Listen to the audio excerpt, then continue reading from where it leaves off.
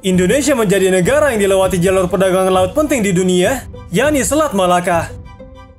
Selain Selat Malaka, masih ada lagi, yakni Selat Sunda dan Selat Lombok, yang semuanya berada di bawah yurisdiksi Indonesia. Selat Malaka menjadi jalur perdagangan tersibuk di dunia. Jumlah kapal baik niaga, penumpang, penangkap ikan, maupun militer yang lalu lalang di Selat Malaka sangat besar. Dalam setahun ada sekitar 80.000 sampai dengan 90.000 kapal yang hilir mudik di Selat Malaka. Itu belum termasuk kapal-kapal kecil yang tidak terdeteksi. Untuk mengawasi Selat Malaka, di Batam, Indonesia, dipasang sistem pemantau kelautan terpadu, Marine Electronic Highway, untuk mendeteksi semua keberadaan kapal yang lalu lalang. Cina yang tahu begitu pentingnya Selat Malaka, lantas bergerak mendekati Indonesia. Cina yang perekonomiannya ditopang oleh ekspor, begitu penting memandang Selat Malaka. Bahkan Natuna Utara dan Selat Malaka merupakan jalur utama proyek Belt and Road Initiative atau BRI. BRI adalah proyek yang digagas Presiden Cina Xi Jinping. BRI jadi jaminan akan perekonomian Cina hingga ratusan tahun ke depan. Belt and Road Initiative Cina merupakan salah satu kebijakan luar negeri dan ekonomi pemerintah Tiongkok yang paling ambisius. Kebijakan ini bertujuan untuk memperkuat pengaruh ekonomi Beijing melalui program yang luas dan menyeluruh dalam pembangunan infrastruktur di seluruh negara yang dilewati jalur tersebut.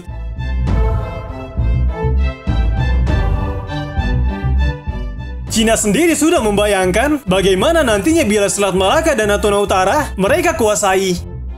Nantinya BRI akan melewati Natuna Utara menuju ke selatan sampai ke Jakarta, kemudian akan ke barat melalui seluruh Selat Malaka hingga ujung Aceh, untuk menuju pelabuhan Paira di Myanmar, atau langsung ke Hambantota, Sri Lanka, yang saat ini sudah dikendalikan oleh Cina.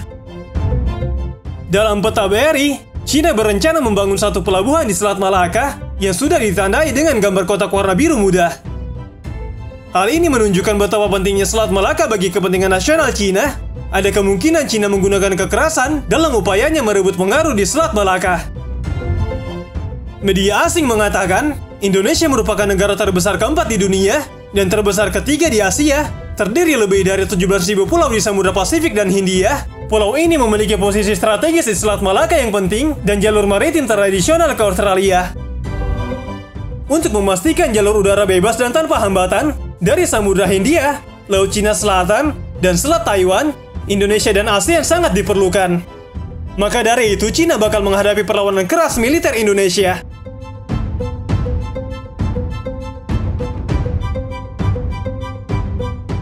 Wakil Presiden Senior untuk Asia dan Jepang di Pusat Studi Strategis dan Internasional, Michael Green, mengatakan Indonesia diposisikan sangat strategis dalam tantangan geopolitik ke depan. Indonesia meskipun netral dalam sebagian besar masalah, sedang mengejar modernisasi militer besar-besaran. Tentara Indonesia sangat besar dan relatif kuat. Selain Cina, Amerika Serikat juga mengincar dominasi di Selat Malaka. Media asing Al Jazeera mengatakan, bukan rahasia lagi bahwa Amerika Serikat sedang mengintensifkan kehadirannya di Indonesia untuk melawan pengaruh Cina yang semakin besar di kawasan, dan maka dari itu, Jakarta dan Washington mulai membangun pusat latihan angkatan laut senilai 3,5 juta dolar Amerika Serikat di Batam, dekat Singapura, dan pintu masuk selatan ke Selat Malaka. Merupakan resiko besar bagi Beijing, mengingat kedekatan yang direncanakan pusat tersebut dengan rute perdagangan yang membentang antara selatan Laut Cina dan Selat Malaka. Amerika Serikat sendiri juga tahu betapa pentingnya Selat Malaka bagi mereka. Pihak Cina menuding bahwa Amerika Serikat berencana merebut dominasi Selat Malaka dari tangan Indonesia. Pihak Cina mengatakan, dalam sistem geohegemonik yang dibangun Amerika Serikat berdasarkan teori kekuatan laut, Selat Malaka merupakan jalur yang harus dikuasai. Meski demikian, Indonesia yakin Amerika Serikat butuh dirinya, di mana Selat Malaka bakal aman dari gangguan Washington.